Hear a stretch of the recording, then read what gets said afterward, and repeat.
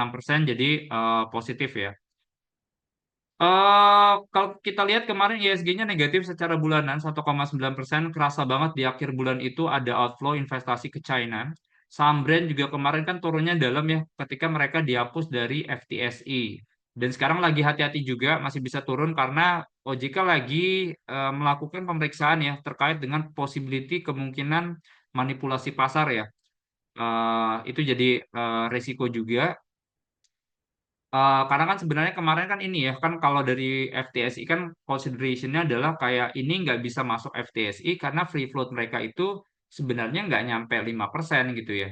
Mereka ternyata kalau dicek itu free float-nya cuma sekitar 3% aja. Nah, jadi sisanya tuh masih eh, dimiliki oleh grup-grup besar.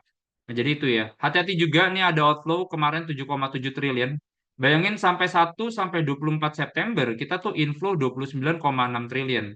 Cuman di tanggal 25 sampai 30 September kita outflow-nya tuh sampai 7,7 triliun.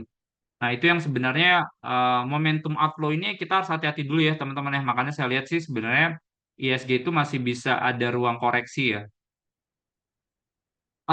IDX Property bagus 13,3% kemarin itu karena didorong oleh sentimen positif pemangkasan bunga. Kemarin kita tahu BSDE, Ciputra, saham properti lagi banyak yang bagus. Cuman IDX Infra nggak terlalu bagus karena ada kayak koreksi dari saham brand ya.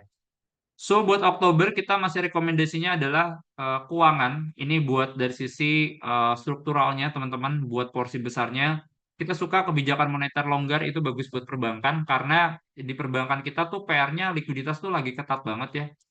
Jadi likuiditas ini juga akan ditolong dari penurunan issuance buat yang SRBI. Jadi ketika bayangin gini sih sesimpelnya, oh SRBI bunganya udah nggak sama naik dulu, ya udah deh saya taruh aja lagi ke deposito. Sesimpel itu aja. Kedua, IDX Basic Industry ini banyak di metal mining.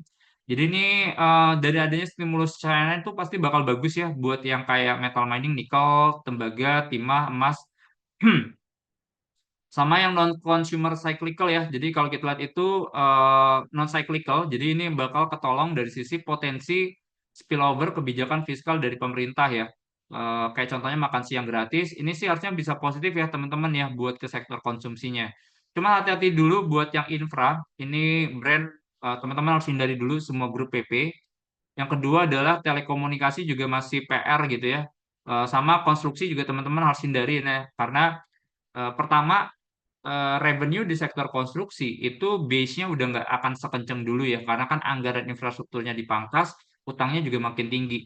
Ini hati-hati dulu sih buat konstruksi.